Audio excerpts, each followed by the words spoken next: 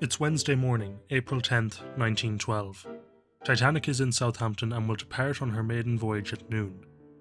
Earlier this morning, a lifeboat drill was carried out for the Board of Trade representative Maurice Clark. The drill consisted of loading and lowering 2 lifeboats and testing their durability, after which Titanic was given the final approval to leave the port with her passengers on board.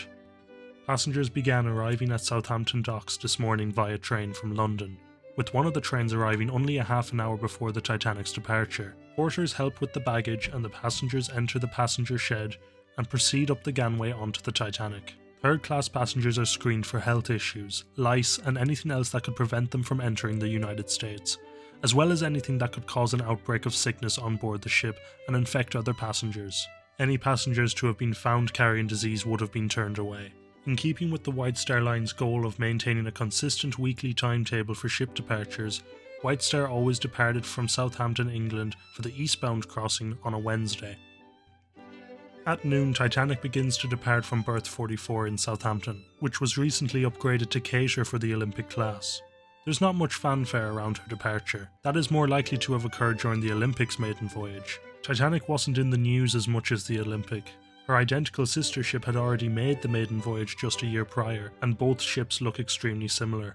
As Titanic pulls out of Southampton, she passes a number of anchored ships which have all been laid up due to the coal strike, which has ended just a few days ago. These ships are not sailing due to the shortage of coal, and their passengers, cargo and provisions were all transferred to the Titanic. Suddenly, passengers and crew hear what appear to be the sound of gunshots as they pass a group of 3 ships. Both passengers and some crew members dash to the side to peer over the rail to see what is happening. One of the ships tied up, the SS New York, has broken free from her moorings. The sound of gunshots was in fact her mooring cable snapping under the stress the suction of Titanic's propulsion was causing in the water. There are a few passengers on board who are able to capture this moment with their cameras, one of them being Father Francis Brown, a first-class passenger.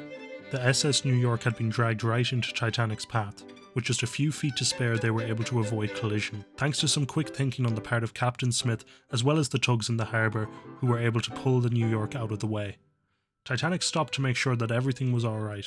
This delayed her departure by about half an hour. Shortly after, the Titanic raised her anchor and continues on for her next stop, Cherburoug, France. Meanwhile on board, passengers are settling in, finding their cabins, reconnecting with old friends and exploring the lavish spaces aboard the ship. That evening, Titanic arrives into Cherbourg. As the ship is too large to pull directly into the port, the 2 White Star tenders, nomadic in traffic, ferry passengers, cargo and mail to and from Titanic. Cherbourg is where a large number of the more famous Titanic passengers actually board. John Jacob Astor, Margaret Brown and Benjamin Guggenheim, just to mention a few. Later that evening, the Titanic raises her anchor and leaves Cherbourg Harbour and re-enters the English Channel. Titanic has just departed Cherbourg, France, and is en route to Queenstown, Ireland. The remaining passengers and crew will board tomorrow, with some disembarking, marking the end of their time on board Titanic. Tune in tomorrow to see Titanic arrive at Queenstown, her last port of call.